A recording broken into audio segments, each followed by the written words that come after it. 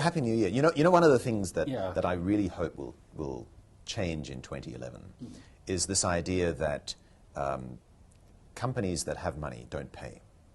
Now, as a management consultant, I'm sure you get this all the time, right? You've got the situation where you've signed up a customer, you've delivered a service, and then they keep you waiting for not 30 days, but 60 days, 90 days, 120 days or more. So, firstly, is that just me, or does that happen to every other company as well? Well, everybody experiences it sooner or later. But that's a very smart way for them to behave. I mean, they need cash to run their business.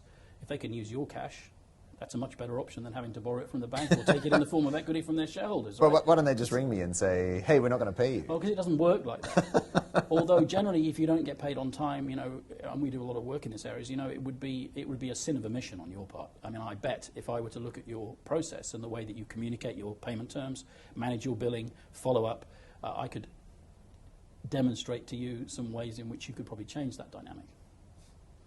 What are you saying about my business? Actually, I'm saying after 20 years of doing this that businesses commonly neglect this area because it's not what. When we set up a business, we don't set up a business because we're specialists in sending out bills and getting paid. We set up businesses because we, are a TV personality or we've got some good technology that we're product and market facing, and we kind of think that all the other stuff will take care of itself. And, yeah, that's true. And the fact is, it doesn't. You know, and my first client in this region was Big Blue, IBM, who nearly went bust. In part, what, because of your bill? No, they never paid it. No, in part because of working capital issues. They were owed a massive amount of money by people who weren't paying. In Korea, their working capital. I'm allowed to say this. Is 15 years ago, was more than 1.5 times their actual annual sales. Their working capital. Yeah, so they had annual sales of about 400 million at that time, and they were owed in total inventories and receivables of something like 600. So how do you measure working capital efficiency? You typically measure the amount that you have invested in working capital as a percentage of your sales. Right.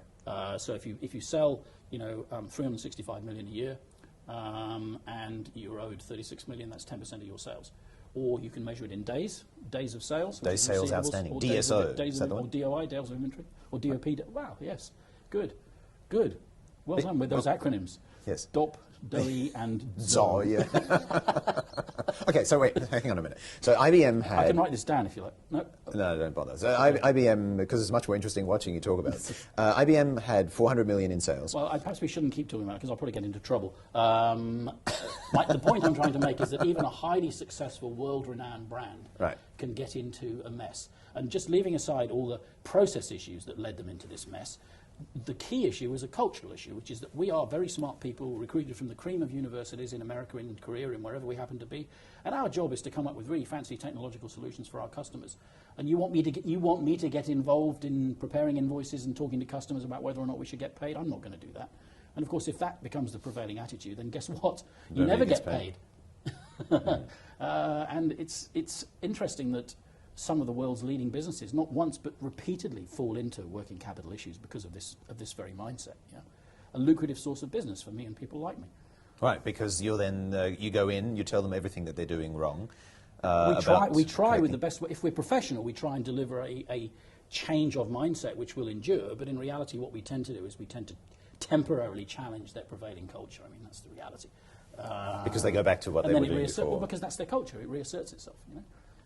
It's not something that they do. I mean, this, by the way, is quite a strong argument for, the sort of Coca-Cola stick to your strengths kind of corporate argument that says, what do Coca-Cola do? They make paste. Okay, so we'll just do that and give everything else to other people.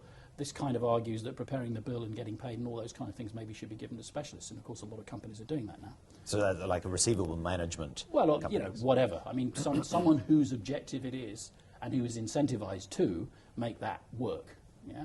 As opposed to someone whose objectives are different, whose self-perception is in conflict, in essence, with that. I think probably a lot of entrepreneurs go through this process. They, let's say they're a carpenter, right, in a large furniture maker, and they think, hang on a minute, I'm a carpenter, I can make furniture, I can start my own business. So they actually go into this business thinking that they're going to make furniture, when in actual fact... Are we talking New Testament here?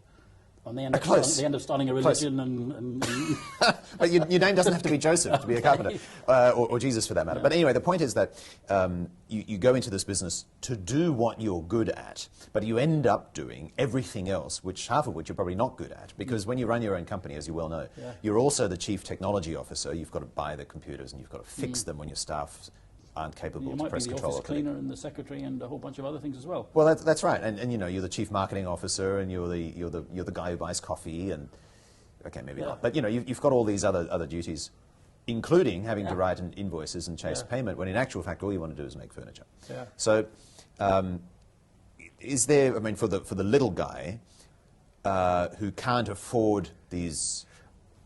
The little guy is generally receivable management is generally better at working capital than the big guy, because only in a very large company can you be so functionally distant from that you don't see the impact. I mean, the fact is, if you're head of sales in IBM, your salary is going to get paid every month, irrespective of whether or not the invoice.